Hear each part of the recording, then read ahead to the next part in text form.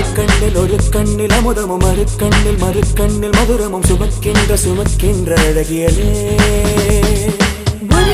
ஒரு கையில் அகங்களும் மறுக்கையில் சுகங்களும் எனக்குள்ளே கொடுக்கின்ற இனியவனே.